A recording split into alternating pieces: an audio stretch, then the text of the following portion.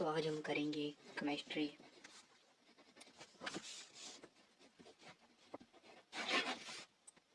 तो केमिस्ट्री में जिस हमारा सबसे पहला टॉपिक जो होगा वो होगा बढ़त आसान। तो सबसे पहला टॉपिक है हमारा ये मैटर। तो मान लीजिए ये मैटर जो होता है, तो मैटर कुछ नहीं होता है। मैटर बड़ी सिंपल चीज़ है जो कि बहुत असिंपल लगती है, लेकिन जो मैटर होती है वो, मान लीजिए कोई ये पार्टिकल है, उसकी जो प्रॉपर्टीज मतलब जो भी जिसका भी मतलब भार होगा, मास मूस होगा, और जो जगह घेरेगा वो जो होगा वो मैटर है। जिसका मतलब मास है, और मास है तो जगह भी घेरेगा, तो ये मैटर है। इसको जो दो प्रकार के ये होते हैं, एक होता है फिजिकल प्रॉपर्टीज और मैटर। मान लीजिए किसी चीज़ का मास है, अब उसके क्या क्या गुण है, उससे क्या क्या काम ले सकते हैं, तो जो आपको आंखों देखने से पता लग जाए। जैसे कि कोई मसाला रखा है, उसको सुन कर आप बता दें ये हल्दी है, तो एक हो सकता है ऑर्डर, मतलब आपने सुनकर ये बता दिया। और क्या हो सकता है, आप मतलब जो चीज़ें आप देख कर बता सकते हैं, जैसे किसी का रंग बता दिया। और बात करें आप केमिकल प्रॉपर्टीज को, जैसे कि मान लीजिए मैंने आपके सामने नींबू का रस निचोड़ के रख दिया, आप उसमें पूछूं कि ये एसिड है कि बेस है, तो आप कहेंगे कि एसिड है, क्योंकि खट्टी चीज़ें एसिड होती हैं। लेकिन आप ऐसा कैसे कह सकते हैं कि हर खट्टी चीज़ एसिड नहीं होती? इसके लिए आपको जो है टेस्ट करना पड़ेगा, लिटमस टेस्ट। तो जैसे अगर आप लिटमस टेस्ट करेंगे, मतलब आप एक कागज़ को जो है नीचे फेंक देंगे तो वो नीला हो जाएगा, तो आप बता देंगे कि हाँ ये है। तो बात करते हैं मैटर को। अब बात करें मैटर को, तीन भागों में तोड़ा जाता है: सॉलिड, लिक्विड, गैस। सॉलिड की बात करें जैसे कि पत्थर वगैरह कुछ हो गए, मतलब जो भी चीज़ें पानी नहीं है और हवा नहीं है वो सॉलिड है। बात खत्म। पानी नहीं है, जो भी हवा नहीं है वो सॉलिड है। जैसे कि चीज़ सॉलिड होता है, मतलब इसके एटम जो होते हैं वो बिल्कुल फिक्स होते हैं। एटम जो है फिक्स, इसके मतलब जो एटम होते हैं वो बिल्कुल फिक्स होते हैं। और सॉलिड में सॉलिड, जैसे पत्थर को आपने देखा तो कोई पत्थर जैसे कुछ आयताकार का है तो ये ऐसे ही रहेगा। पत्थर को आप बदल नहीं सकते, पत्थर को आप गोला नहीं बना सकते, या त्रिकोण नहीं बना सकते। तो मैं लिक्विड की बात करते, लिक्विड में ऐसा हो सकता है, अब आप बोलें कैसे, तो मान लीजिए पानी ले लिया, पानी को किसी त्रिकोण बर्तन में डाल दिए तो वो त्रिकोणाकार ले लेगा, उसके पार्टिकल्स वो भी कर सकते हैं। बात करें गैस की, तो गैस का जो वॉल्यूम होता है वो, जैसे कमरे के अंदर गैस है तो कमरे का जितना एरिया होगा उसका गैस उसका वॉल्यूम जो उतना ही होगा। बात करते हैं आगे अगली बात की। तो बात जैसे आगे बढ़े तो हमें केमिकल्स को और भागों में तोड़ा गया। तो सबसे पहले केमिकल थे प्योर सब्सटेंसेस, जैसे कि मान लीजिए आपने पानी में जो नमक घोल दिया। अगर आपने पानी में नमक घोल दिया तो नमक, तो इस केमिकल इसके साथ आप छेड़छाड़ कर सकते हैं। जैसे मान लीजिए मैं इसमें 3 चम्मच नमक डाल दूँ और पानी डाल दूँ, कुछ भी करके मतलब मैं इसमें छेड़छाड़ कर सकता हूँ। तो ये प्योर सब्सटेंस नहीं होगा। प्योर सब्सटेंस मतलब इसमें छेड़छाड़ नहीं की जाए। जैसे कि ऑक्सीजन है, वो ऑक्सीजन तो भगवान की दी हुई है, तो इसमें उनके अलावा कोई भी छेड़छाड़ नहीं कर सकता। तो इसलिए जो छेड़छाड़ नहीं होगी, जैसे कि ऑक्सीजन वगैरह में मतलब कोई छेड़छाड़ नहीं होगी। तो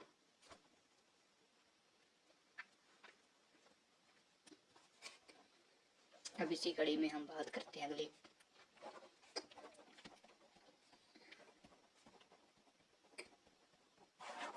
इसको जो दो भागों में तोड़ा गया, एलिमेंट और कंपाउंड। एटम मिलकर जो एलिमेंट बनाते हैं और एलिमेंट मिलकर जो कंपाउंड बनाते हैं, इनका जो है एक कंडीशन होती है, इनका जो है मास जो है फिक्स होना चाहिए। फिक्स मास मतलब आपको मतलब पहले से डिसाइड करना होगा कि H2 है तो ऑक्सीजन 16, तो ये फिक्स होना चाहिए। आप कहीं मतलब ऐसा नहीं कर सकते कि इसको 3 कर दिया, इसको 16 कर दिया, ऐसा नहीं होगा। ये फिक्स होनी चाहिए। मतलब समझो यार आप,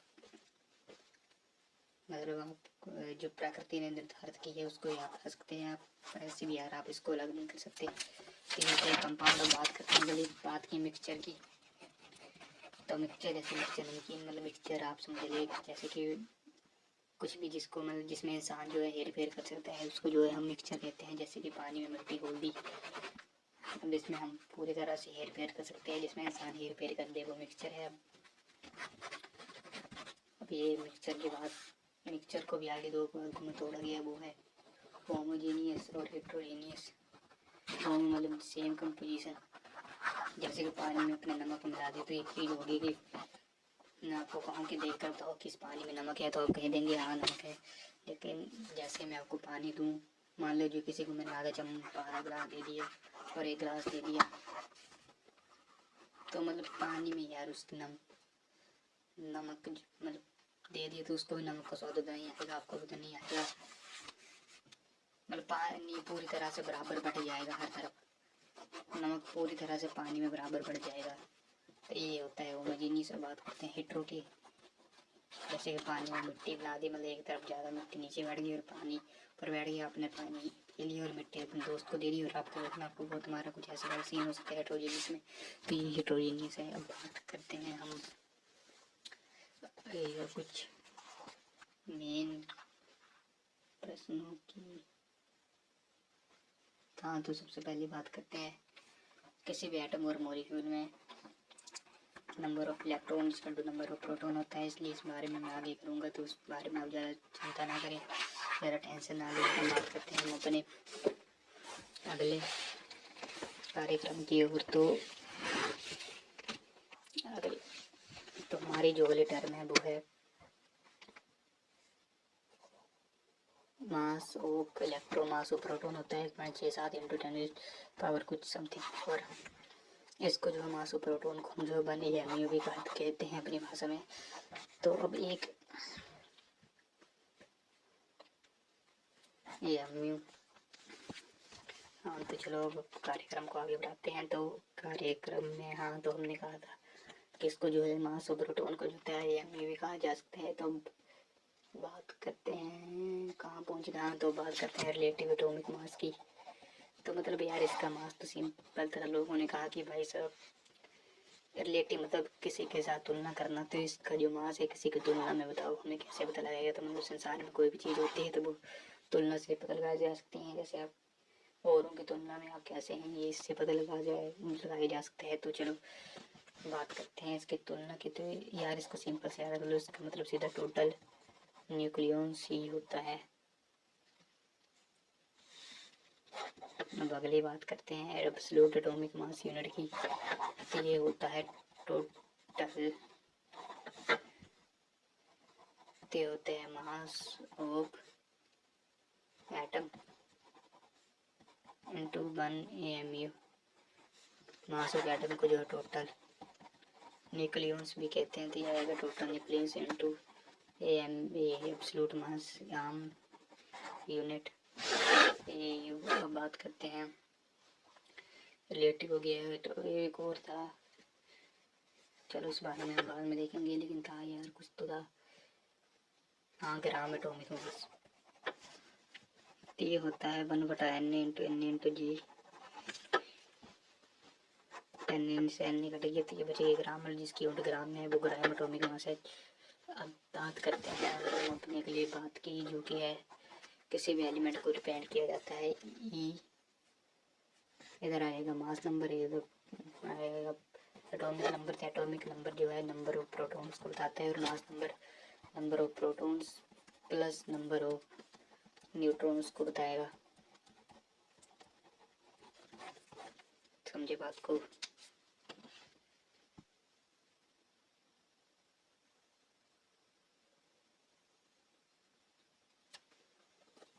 इसको जो आप याद रखें।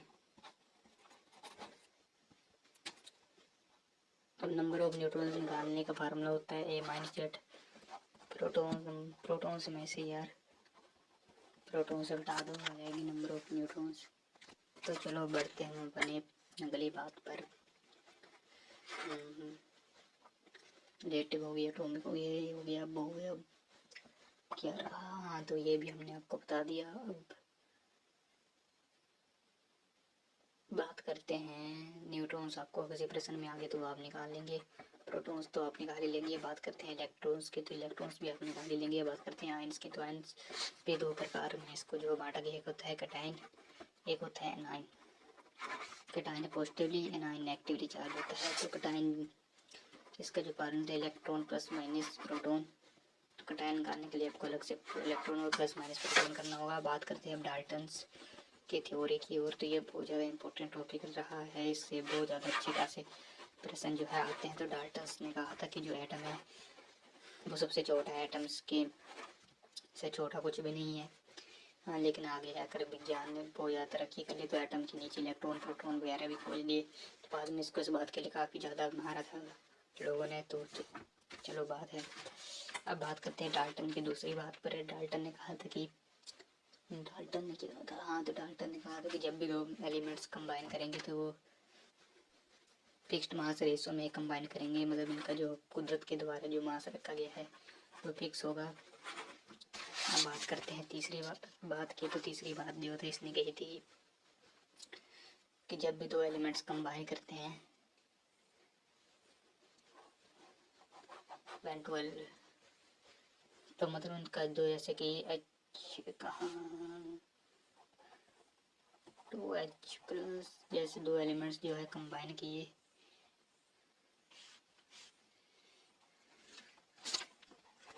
तो ये मतलब जो है बेयर करेंगे सिंपल होल नंबर रेशो, मतलब इनके जो रेशो होंगे सिंपल होल नंबर में ही होंगे। अब बात करते हैं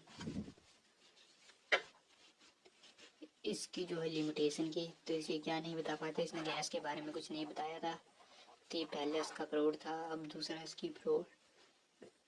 हाँ, एक और होगी, इसने एक और चीज़ बताई थी कि मान लो कुछ दो एटम्स कर रहे हैं, जैसे कि क्लोरीन, बेंजीन, फ्लोरीन, कुछ भी, मतलब दो एटम जो आपस में कंबाइन, सबके मतलब जो मास है वो रेशो जो है फिक्स या रेट होता है। चलो, ये गैस के बारे में इसने कुछ नहीं बताया था। इसने ये भी नहीं बताया था कि दो एलिमेंट्स आपस में कंबाइन क्यों नहीं करते थे, तो इसके लिए इसको जूते चप्पल खाने पड़े थे। तो बस यार, बात इस यहीं तक टॉपिक को रोकते हैं। इतनी शब्दों के जय हिंद जय भारत पढ़ते रहें।